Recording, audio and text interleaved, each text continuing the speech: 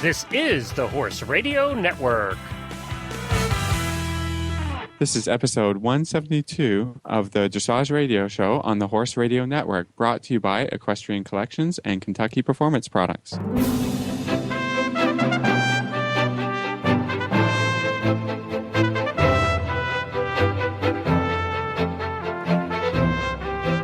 This is Reese Koffler-Stanfield from Georgetown, Kentucky. And this is Philip Parks from Fergus, Ontario, and you're listening to the Dressage Radio Show. With us today is Glenn, our producer. Hey, guys. Hey, Glenn. Good to Philip. talk to you again this week. As always, same for you guys. Hopefully it's been a good week for everyone. Yeah, we had a great week. We had a horse show over the weekend, and we're going to talk with Jenny Carroll a little bit later about the Pony Cup that happened at the horse show where I was at the horse park. But we had a great show, really great. Well, that's nice. I've heard of this Pony Cup thing, but I don't know anything about it. I teach a couple of ponies, but it'll be interesting to hear about this big pony show. That's I guess it's getting bigger and bigger too. It is, and I will tell you, they had great prizes. So my pony is going again next year.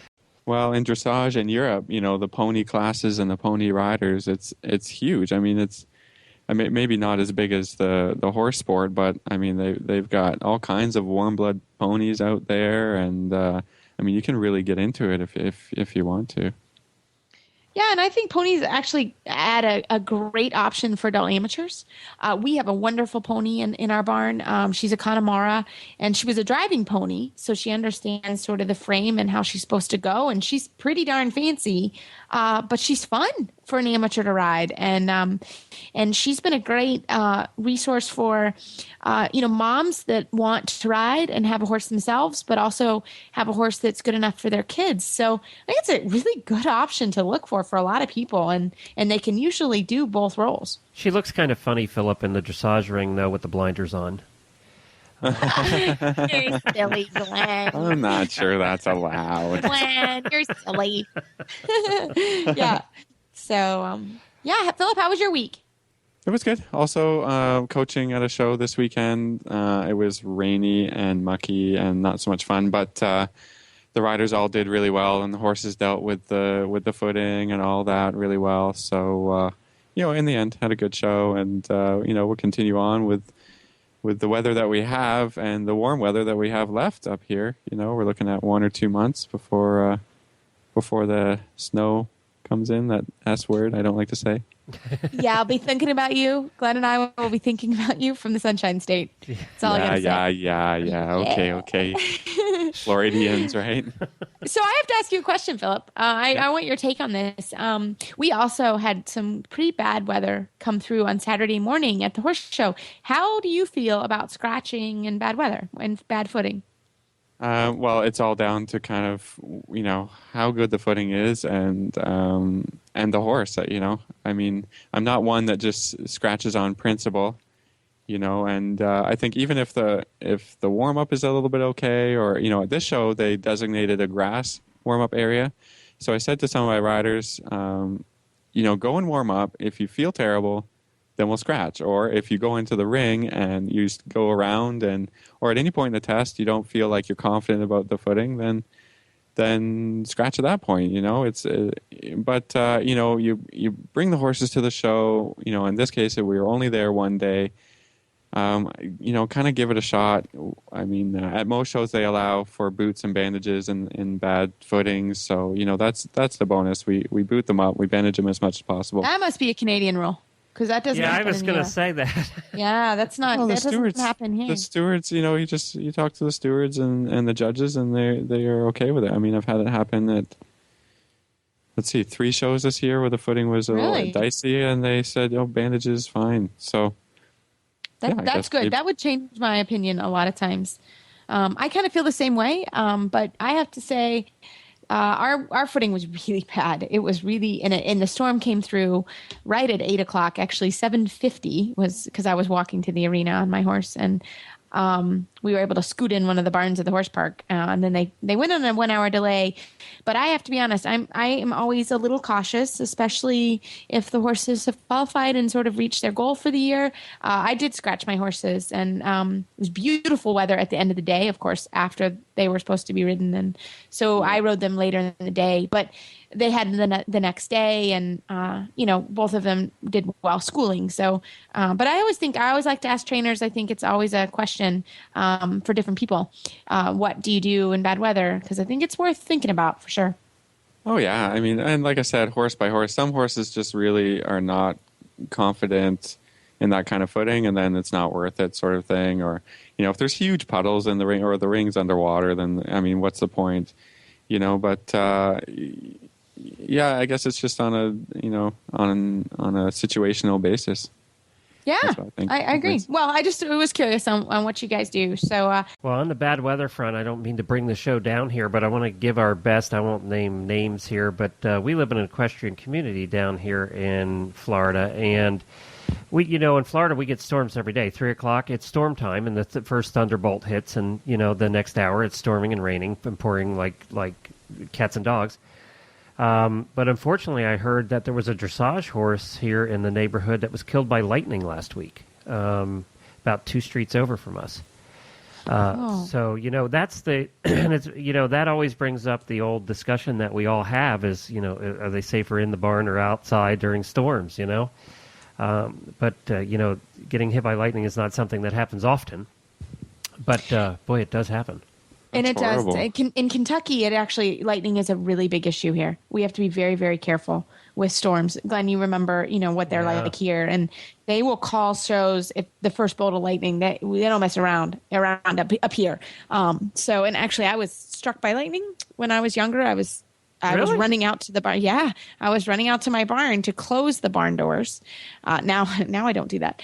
And it struck right above my head. And I was touching the metal doors, and I got blown backwards, and holy cow! I didn't know that. Gosh. Yeah, little factoid. Yep, and I had a whole swollen mouth, and my dad's a physician, so he called his friend. What do you do? But apparently, when you get struck by lightning, your electrolytes kind of go crazy. So they monitored me, and I was okay. Now if I'm a little crazy, what That's happened. why she's so high energy, Philip. Yeah, exactly. She got She's got a charged little up when extra she was a kid. electricity to her Yeah. personality. Exactly. Now you all know. But no, I'm actually really terrified of lightning. So I will leave them exactly where they are, and I am in the house. I don't care. At that point, I'm out of there. Yeah, I mean that could be scary. I mean, you don't horse show or do anything really. I mean, with lightning around, that's a scary. I got to tell you, though, my situation. wife, being a horse person, has always been a little lax about, walking around in the middle of thunderstorms and lightning and everything. She's always been very lax about it. And yet her brother has been hit by lightning a couple times because he was a Green Beret. And he was the radio guy, so he had the antenna. And he got hit a couple of times when he was over in the war, actually, over in Afghanistan. And yet she's always been very careless about it. Now, since we moved to Florida, for some reason she's gotten more careful because for some reason the storms just seem wicked down here. But something to think about. Don't play in the lightning. No, don't. Yeah, Very dangerous. But we have a great show today. We have Who else is on the show? We have Roz Kinsler. She was a trainer at the Para Dressage Games in London, and she has a wonderful story on her and her rider. And we also have Gina Smith doing our trainer tip. Yeah, she's a Canadian rider, Grand Prix rider, Olympian herself, and was the chef de keep at London. But we'll be talking about a trainer tip and see what she's got for us today. I think it sounds great. And this week there wasn't a lot going on in the news. There were some horse shows in Europe, but there was an interesting article that came out in the Chronicle of the Horse by Anne Gribbons. The Olympics were everything we feared, which was an interesting article. Philip, did you get a chance to read it? I did actually, and it was like you said, interesting and a great perspective on how to improve things in the U.S. I think, in the U.S., a lot of things apply to Canada, too. I mean, being, neighbors. And Anne was talking about needing to get out, getting the horses and the competitors out to Europe to compete against the Europeans before you jump into the Olympics, or to have an idea about how you look on the world stage. I mean, Europe is still that place to go, right? And she's supporting that idea, and further depth in the U.S. team. Yeah, and money and how we get the funding, because I think she made a great point, and a lot of the riders in England and in Europe, all they have to do is ride. They don't have to ride and teach and clinic and sell horses and, to make a living. And I think a lot of riders in North America have to do that. And that really does take away your ability to prepare, your ability to take time in your fitness, your mental fitness. So I thought that was an interesting concept is we do need more funding. And I think that's right. So, it's a good article. When this article, we've discussed it in a couple of the other shows too, because it's caused some conversation for sure. And I think that has to be so frustrating being a professional rider, reading this article and going, okay, this is all great, but how do I do it? How do I make a living, go over there for months and months and months and months and not be able to teach my lessons and run my business and do my barn and all of that, and still be able to accomplish all of this with the limited funding that we do have? It's difficult. It's got to be frustrating. It is. I would say when I was competing Casper internationally, that was the hardest part. And I had help. I had help from my family. I had help from people in my area. And that was great. But there's a tremendous amount of stress, and it wasn't enough. There still were things that I would have liked to have done, but I just didn't have the funding, and it's very, very hard. And I think the hardest thing, unless you have a big time sponsor that is just paying your salary and paying for everything, it's something we all have to work on. And you have to hope, too, when you're looking at the business side of it, you have to hope that by the time you get home, after being gone for months, that your clients are still there. They've obviously gotten training from somebody in the meantime. So you have that worry, too, that you're going to have your business when you get home, that it's going to be there. It's tough. Yeah, absolutely. It's very hard. And when you are gone, you have to fly home. So when you fly home to teach your riders at home, then somebody has to be there with your horses wherever they are and keeping them fit. And it is very, very difficult without everything being paid for. And even then, there's plenty of challenges. On a smaller scale, even for a lot of riders going to Florida, where the winter competition series is. I mean, you're facing some of the same things, and it's not even as far as going to Europe. So I just I don't know, without tremendous personal wealth, how it's going to happen. Yeah, no, it's the same. I think we all face that. So my clients are great. They are really, and I hope that everyone can do that. And that is, I need to go away for a couple months to work on myself. And most of my clients are really good about it. And I do fly home to do clinics every couple weeks to check on everybody. So, it's challenging. So I'd like to introduce Roz Kinsler, trainer for Dale Derrick at the Paralympic Equestrian Games in 2012. Roz, welcome to the Dressage Radio Show. Thanks so much for coming on. Oh, thank you very much. It's certainly my pleasure. Well, we are all looking forward to hearing all about your experience at the Paralympic Games in London. So tell us about it. Well, it was certainly truly the experience of a lifetime, and nothing that we ever thought we'd be doing. Dale and I, when we started this whole thing 15 months ago, the whole point was to see, quite literally, could Dale survive a horse show? And, she has many physical issues. And so we did the first show, and then she saw something about para online and said, well, let's try that. So we did. Went to Socrates, and nobody knew who the heck we were. Went to our first national championship in 2011, and she wound up reserve champion. So that was kind of fun. Wow. And we just kept going. Yeah, it was amazing. And, we went down to Florida. She, rode in the CPEDIs down there. And this whole team thing kind of took on a life of its own, and it was just wild to follow it. It was really, really fun. The horse is a great little horse, and Dale had ridden quite a bit, before she has lupus, ongoing lupus, and then there's all kinds of associated issues. but had quit riding for a while. So like I said, at least I didn't have to make up all the basics for her, and that was great. But the whole experience of flying the horse and, and getting there and being on the venue, it was just really amazing, amazing. Very fun. Roz, can you tell us a little bit more about your rider, what level that she rides at, and how maybe your relationship with her started and how long you've been working together? Sure. Dale is a grade 2 rider, and, if you understand the grades, there are 5 paragrades. There are 2 grades within grade 1. That's the most severely disabled. And grade 2 would be approximately second level, but they don't canter in their tests. And then 3, it's the second level plus, and grade 4 is right a third level plus. Dale has been riding with me for about 4 years. She had ridden, I want to say close to 20 years ago, at the Grand Prix level. She rode one of the last Olympic festivals, but her lupus really sidelined her. And when she came to me 4 years ago, she hadn't been riding at all. This was just truly to just see if she could still do it. She had a cute little mare, but was not really the right match for her. So we placed that horse and found this one in our backyard, truly by accident. And he just seemed to be very appropriate. We worked together 5 days a week, and in coaching her, my biggest takeaway from this whole thing is I teach her like I do all my other students, and I've been teaching a long time.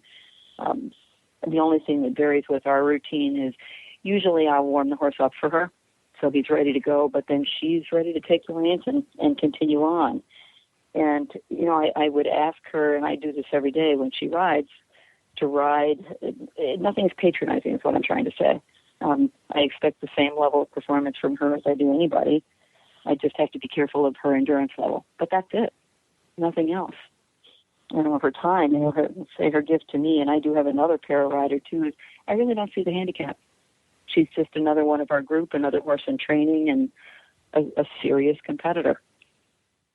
So, Roz, tell us a little bit about what happened. You got the horse ready, you flew to England, and take us from there. Oh, okay. Well, we went to Gladstone for a training camp right before we left in the beginning of August, and it got the team kind of galvanized. Then we flew over to England.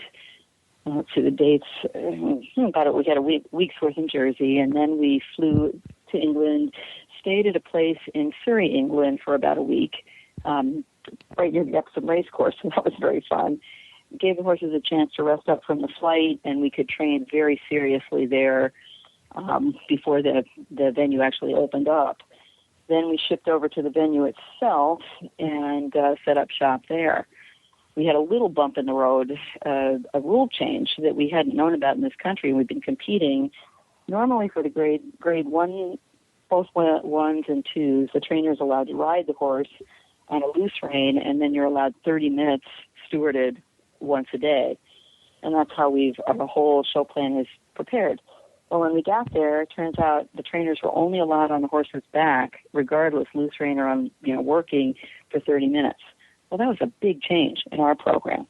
It meant very limited exercise time and away for the horse. So when we got on site, I added to his program is a little bit of lunging, because these horses weren't turned out at all. It's quite a bit different for them, and all 4 of them were great to adjust to it. But it did take a little twist in training. But they certainly rose to the occasion. But that was kind of a surprise at the last minute. Yeah, sure. Very different. Well, the other little rule, too, that makes that trickier is that, and they still leave this, is the trainer has to be off the horse's back, ready or not, 15 minutes prior to the rider's time. So it was a little bit of a difference in timing. But, obviously we made it work. And what was the whole Paralympics experience like? Were you able to go out and see some other events, or were you just focused on the riding, or what was that like? Well, I had the advantage of staying in the village, and that was amazing. It was just an amazing experience. We lived sort of in a dormitory. It was like being back in school.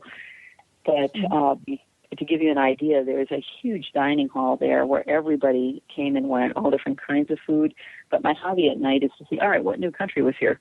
I mean, I saw like Rwanda had people there, the Congo, every Asian country, even Vietnam. And that was astounding to see. It was really quite exciting. Because of the equestrian venue it was about a 20-minute bus ride, and we wanted to be there for our team members. There really wasn't enough time for us to see other events. Some of the other team members stayed on longer so they could go visit, and do that. But, with 4 people riding, and we certainly all wanted to be there for one another. I didn't really have the free time I expected to. But it was a very cool thing they did. They have a welcome ceremony for every country, which is not part of the opening ceremonies. And we were paired with Costa Rica and the Congo, that they, each country is introduced, and there's a delegate from each country's group of athletes that presented a gift. And that also was a great experience. They had a little performance arranged. They played the country's anthem. And our representative, for example, I'd never met her. She walked up on stage and handed a gift, and she came back, and I asked Missy, actually, who she was, and she explained that she's a runner. She's a double amputee. I had no idea, none. And that also was fabulous. People and many people I saw were severely disabled, but they were serious athletes, and I was quite impressed with it. It was just exciting to be there among everybody who, they were there for a purpose, and they were on a mission, and you couldn't help but be infected with it, if you will. And Roz, how did Dale do? Dale did great. The first day, she was a little nervous, to say the least, and the horse was a little nervous, and she had, unfortunately, the bad luck to be like the 4th rider in. But, she did okay and recovered from her mistakes, and it was fine. And we competed every other day, which was kind of odd when you're used to horse showing, but it was also nice. It took a little pressure off. Second test, she improved by 5 percentage points. And when we got to the freestyle, which was her last test, honestly, she never rode it better than that. She was spot on and got a nice big score, got a 69+%, and was on top of the leaderboard for half the class, which was truly a thrill. I took pictures of the scoreboard. I was so excited to see it. And then Becca came along, and she beat her, and we had USA up on the top for quite a while, which was just fabulous. Now, Roz, and can you tell us what you can take away from going to that competition, and maybe what the U.S. has to do going on from here? Well, there were 2 things that really impressed me, because as a trainer, I had never seen any other para-athletes other than ours. And we have good riders. I mean, don't mistake me, what I'm saying, but the quality of horses blew me away. They were no different than what we see in our able-bodied. They were fabulous horses, and they have to have exceptional character, no doubt. But what I expected to see were nice medium horses with good training, and I saw way more than that. So that was really quite impressive. I thought our riding skills as a team were right on the mark. But I think we need more European experience, to be perfectly honest. You need to get into the deep end with everybody to improve your game. And, the underlying thing to me, just inspirational thing, is and it's something I believe personally myself for my whole career, you can pretty much do whatever you want if you're willing to work for it. I mean, it just, there's a grade 2 rider that Dale rode against, for example, a German woman who had no legs and missing fingers on her hand. And she rode a hot, strong horse with big gaits, not a problem. She would have, and that was tremendous to see. So I think in this country, we need to think of our athletes that way. They need to be appropriately mounted in horse character, but they also need to be really good horses, which is, from a trainer point of view, it means you can really train and really teach, which is very, very fun. Well, Roz, thank you so much for coming on and telling us about your journey to London, and Dale's as well. And congratulations to you both, and we can't wait to see you in Rio. Well, I'll tell you what, we are really excited. Normandy first, we hope, and then from there, we'll see. Well, next up, we have Jenny Carroll, organizer of the National Pony Cup, and that'll be right after this word from Kentucky Performance Products. Joint Armor from KPP provides your horse with the building blocks necessary to maintain healthy joints throughout his lifetime. Kentucky Performance Products Quality Assurance provides you with the confidence that you are purchasing a safe, high-quality product.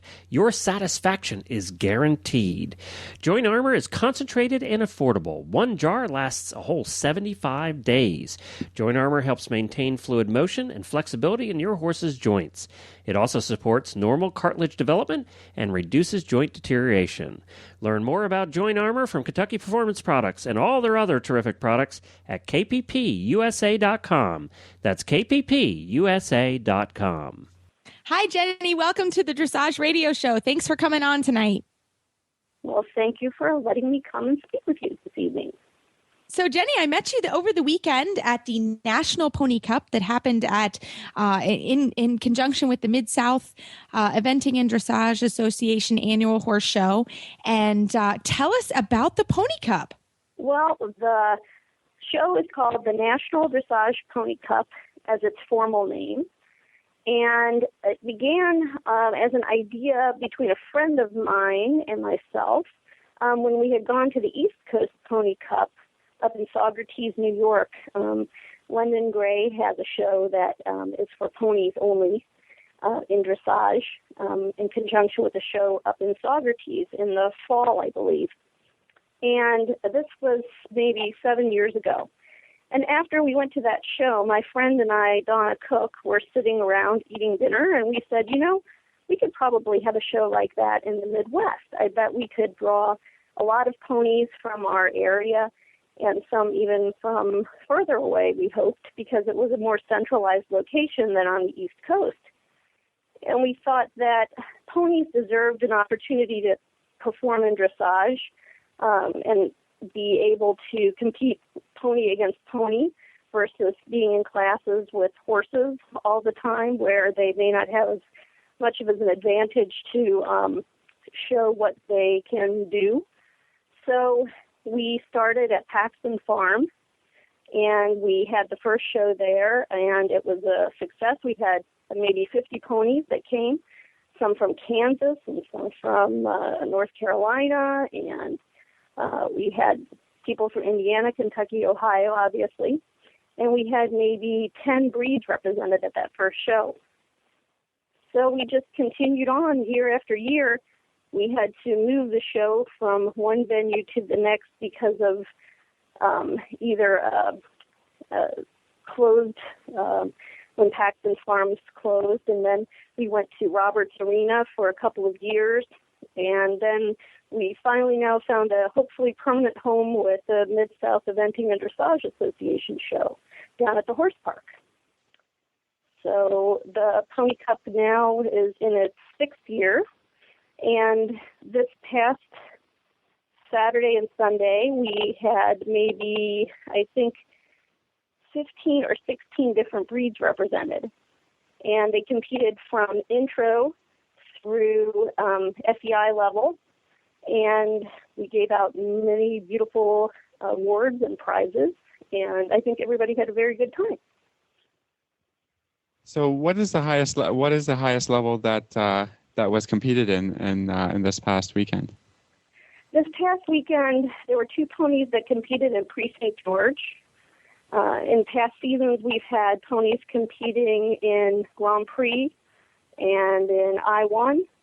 I don't think we had any I-2 competition over the past few years, but one rider who came from Georgia actually got her gold medal on her pony when she did her Grand Prix test, and we've had many people receive their bronze or their silver medals, depending on the rides that they had at the Pony Cup. And all of the classes count towards year-end awards and breed awards, and it's a rated show, and it's sort of a show within a show. So not only do the competitors get to see other ponies and compete against other ponies, but a lot of people who have horses and who might not see ponies so often competing in dressage and may not even realize how well they can do, or that there are so many adults who ride ponies and who can enjoy that just as much as they can riding a very large horse. It just maybe opens people's eyes to other possibilities. And Jenny, what was the most common breed that competed at the Pony Cup? Well, I think this time it was halflingers, I would have to say. We've had a number of them every year competing in dressage, anywhere from intro. The highest level, I think, competed at third level this time. And we've had other breeds in great numbers some years. We had a group of fell ponies that came one year. There were maybe about 8 of them that came. We had a number of fjords who came. So certain times, we'll have a great number of one breed or another represented. We even had an Icelandic pony one year, which was very interesting. We grew, it had a lot of people sort of watching and waiting to see what was going to happen when that pony started trotting. And it did a very respectable, I think it was a training level test. So it was a lot of fun to watch. And what kind of response do you get from the competitors? Do you have them coming back year after year? I mean, I can see if you're a pony breeder, this being, a great date to set on your calendar each day. So has it been growing and growing? Yeah, I actually think we've had quite a few breeders come. And I think the people who come and compete are always very excited that they have a place to show their ponies, and I think show them to their best advantage, and maybe feel like they are more appreciated than they might be at some other shows that they might go to where they may be the only pony there. I think they feel a great deal of camaraderie. There's maybe a dozen competitors that I've seen come back year after year after year after year, and they'll keep in touch with me by email, or maybe I see them at some shows, in our area over the course of the year, and I think they all look forward to coming back every year. And Jenny, if I actually have a pony in the barn, so how would we get involved with the program? Well, the thing is that you just register when the MSEDA show has its prize list up. The Pony Cup is always going to be part of that. There's pony classes listed in that. We have a website, the National Dressage Pony Cup, that lists all of the ways that you can sponsor, or where you can see all the rules about measurements. Ponies all have to be measured before they go into the Pony Cup. So we have measurement forms that you can download and have prepared. And you can certainly contact me. My email address is listed on the website, as well as my cell phone number, in case somebody would like to contact me and ask about the Pony Cup or what they might be able to do. But, primarily it's letting people know in their breed registries, pony breed registries, that this show exists, and for them to put it on their calendar and make it, part of their yearly schedule. Yeah. So, Jenny, thank you so much for coming on the show. We really appreciate it. Well, thank you for having me, and I hope you bring your pony to the next Pony Cup. Oh, I am going to. You gave out the best ribbons. Oh, they were so cute. They were like pony heads. Oh, they were the best. Oh, they were so cute. Are you going to ride it, Reese?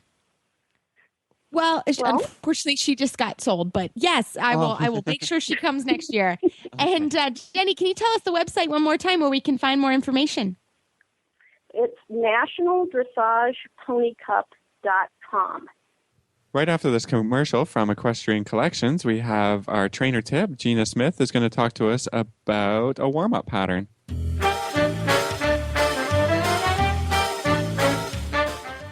Hi, Glenn, back with you from the Horse Radio Network. I'm here with Debbie with the Equestrian Collections Product of the Week.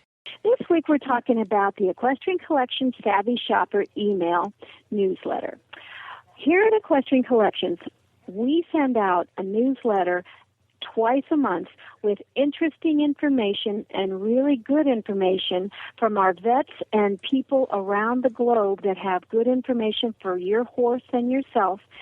For instance, one of our employees was involved in the fire in Colorado, and she sent out information on how to prepare for evacuation. So there's all kinds of really pertinent information that we send out in our newsletter. That's twice a month. And every Friday we send out a sales flyer, so our savvy shoppers get all the updated information about the sales that we have on our website. In order to sign up for Savvy Shopper, you just go to the website, and on the front page, on the home page, down there about halfway down, it says sign up for exclusive emails. Now, when you sign up, don't worry about, we do not sell your emails. We don't do anything except for send out this information to you, to the email that you give us. And it's very easy. If you move or anything and you want to change your email address, you can just reply to that and we can take care of it for you. But it has lots of the vet. We have a vet on call that actually writes for us. The one where our employee was involved with the fires in Colorado, it had a companion piece from the vet on what to do about burns. So it's just really pertinent information and that we would like for our customers to have at the tip of their fingers. And I want to also mention that on our website, under our help button, you'll have a whole list on the right-hand side of all the older ones that the vet has done and that we've had on there. So if you have a question on, for instance, how hot is too hot to ride, how cold is too cold to ride, what to do about overheating horses, anything like that, it's all right there at your fingertips anytime you want it at www.equestriancollections.com.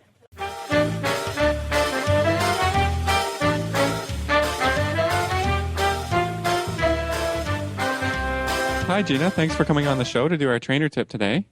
You're very welcome. It's my pleasure. So we're all waiting. What is your advice for our riders and listeners? Well, when I first start out with any rider, I really like to make sure that they have a plan for the day. And generally, they're really a little bit sort of not really thinking about what they're going to be doing or how they're going to approach it. And it's such an important part of daily training to have a really good warm-up. So I really impress on my riders that they go through a warm-up pattern. And I give them a basic pattern to ride.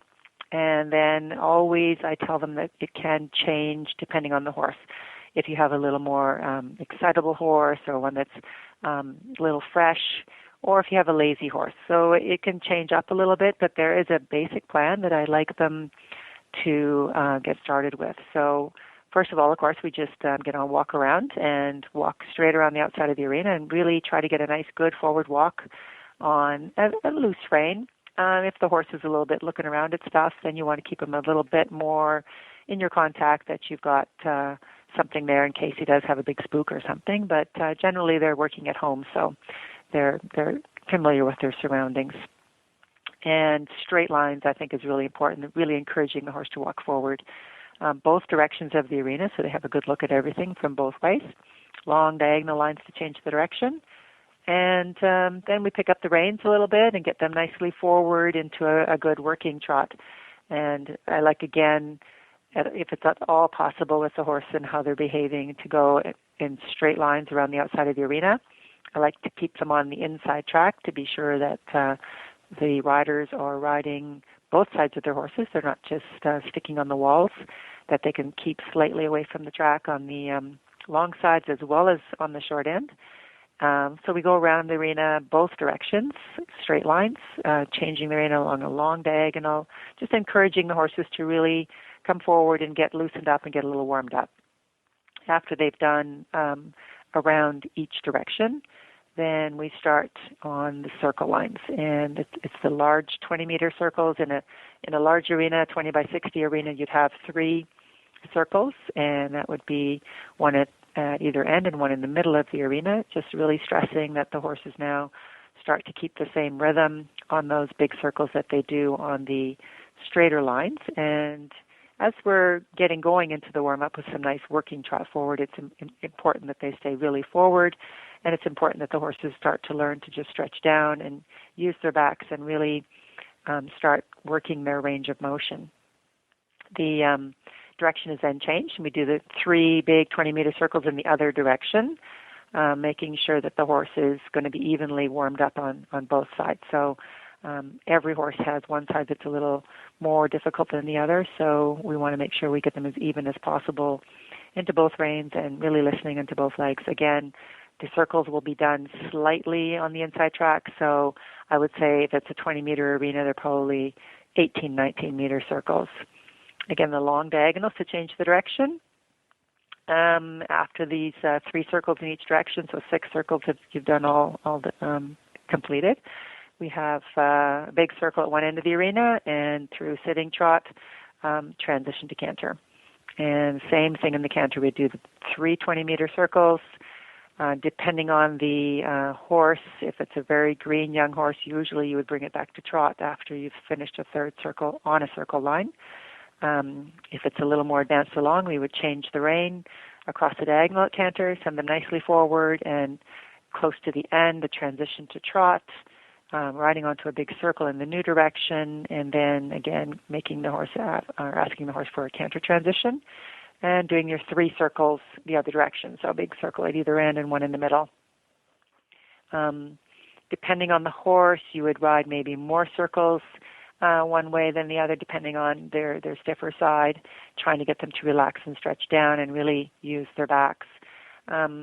Again, after the 3 circles on that direction, you would change the rein across the diagonal. At the end of the diagonal line, a rising trot and a serpentine. And generally, we would do a 3-loop serpentine. Really nice suppling bend changes, so you've worked on your horse's rhythm. You're working on the suppleness now, the direction changes, and you're getting the horses to really listen to your aids. It's a great warm-up for the rider. The rider has to go over their own aids. They're changing from one side to the other. Again, just really keeping up a nice forward rhythm, getting the horses forward from the inside leg to the outside rein, so you're developing your contact. I would do probably 2 3-loop serpentines, and depending on the horse, possibly a 4-loop serpentine, which is also beneficial for a little more suppleness. And then through sitting trot on a straight line down the long side, transition to walk and sort of a half-long rein, again giving them a little breather. And that is really a basic warm-up pattern that I like to see the riders do. We do that with younger horses as well as with the older, more advanced horses. And I think that's just a great pattern to follow. We can add circles if you need to. You can take circles away if you have a bit of a lazier horse. You want to get them really forward in a straighter line. You just omit one of the circles, maybe the middle circle. You just keep going from one end to the other. Try to send them on down the long side a little bit more to just get them really in front of the leg. Also, with some of the older horses, they're in that warm-up phase. They're ready to do a little bit of changes of tempo. So you can ask for a little more trot, a little bit steadier trot. Just you work a little bit more towards your rideability of your horse, and make sure that he's really listening to you for the next session that you'd like to get into. So I really find it's a great pattern. I can walk into my arena every day when I come in to see my students, and I know exactly where they're going, what they're doing. I know how far along they are in their pattern, in their warm-up, and everybody will be able to ride together a lot easier. They sort of know what the other rider is going, where they have a plan. They just know the program. So once you get into that program, it's very, very easy and to get the horses nicely warmed up and going, and everybody can just have a good flow going, working together. Now, Dina, do you do the same also when you're at a competition? I try to do the same at a competition, of course. It's always a little bit trickier. You have to really, really watch for the other riders. Of course, not all the riders know my plan, so if you have your own plan, you can adjust it. You can always say, okay, I'm making a big circle. Oh, but there's some riders over there, so I'll do a direction change. So you're very flexible, but you still have your basic plan in the back of your mind. It's always worked for me. I see my students when they get to competition that they know the basic plan. They have a good warm up, and if something does come into their way, they can say, okay, I can just keep flowing, keep going. The main thing is to be able to keep a good flow in your warm up, that the horse can really get forward to your aids. Now, Gina, I've seen some riding at your place, and I know some of your students and that kind of thing. Something that strikes me as important, and something that I took into my riding a little bit, and you touched on it briefly, but maybe you can talk about it a little bit more, is riding off of the track or off of the wall a little bit. I think for me that's really helped a lot of horses, and maybe you want to just reiterate that point and why you do it and what you're looking for a little bit. Yeah, riding on the inside track is just something that I can't stress enough, and I'm constantly saying it to my riders. They seem to want to gravitate towards the wall. The horses like to sort of hug the walls, and they find a little security with the balance there. And if you ride off the wall or ask your riders to go off the wall, suddenly they're like serpentining and swerving down the long side, and they can't keep them straight. And it's one of the steps of the training scale is straightness, and not to say that you're, even if it is one of the last steps of the training, you're still working on it when you're doing some basic exercises. So the wall tends to do a lot of the riding sometimes, I find, and if you have your riders come off the track, they really see how little they're using their outside aids, their outside leg and their outside rein. So to be able to ride the horses more forward, it keeps them straighter. The riders will become better in a forward manner, and they'll become also, when you get to an outdoor ring or in your competitions where you don't have that indoor arena wall, they'll be much easier to keep the horses where they want to go. They won't be sort of drifting left and right. They'll really have the horses accessed on both sides, in both legs, both reins, much better. And it's a constant thing. I keep having to tell people to get away from the track, ride on the inside track. So, Gina, typically, how long does your warm-up plan last? I would say between 12, 15 minutes. That's usually what it is. And are there days where you just kind of stay in the warm-up phase, or do you always kind of progress? No, there are some days when I say, let's just ride 2 warm-up patterns. And so you'd ride it, have a little walk break, and then ride it again. And maybe in the second pattern, you would ask for a little more tempo changes, like you would just work towards a bigger trot, a little steadier trot, maybe make some smaller circles, add some smaller circles, but really encouraging horses to stretch. So it's not always every day that you work them fully through any routine. Certainly the young horses, the 4 and 5-year-olds, can have a day when it's just a single warm-up pattern and then go hacking. It's always something that I really like to make sure that they've done, that they've checked out every day, that they've got their aids working well and the horses are listening. But yeah, for sure, you can just do like 2 warm-up patterns and then be done. Wonderful. Thank you, Gina, so much for your trainer tip and your expertise. Where can people find you on the web? I have a website. It's franklandsfarm.com. And, you can find me on there. Our email address is on there, and I welcome anybody to come and look at the site. It's a beautiful property that I have here that owned by Faith Burkheis that I get to work on, and it's a lovely place, so I'm very lucky. Philip, I am super excited to try that warm-up plan tomorrow. Denali, here we come. We're doing it. I can't wait to report next week. I think it really helps young horses, especially because, when they're a little bit excited, you got a plan, right? So I think that's what Gina was talking about, having a plan and using it to get them relaxed day in and day out. Yeah, I think it was great, and doing it in a competition so everybody knows what's coming and what you need to do. I think it's great. So that was fun, and I look forward to doing it. And everyone is riding off the wall tomorrow. That's my new thing. That is harder than it seems, I think, for a lot of riders, but it's a good challenge. It is. So you can find our show notes and links to today's guests on our website at dressageradio.com. Like us on Facebook, just search for the Dressage Radio Show. Follow us on Twitter at Horse Radio.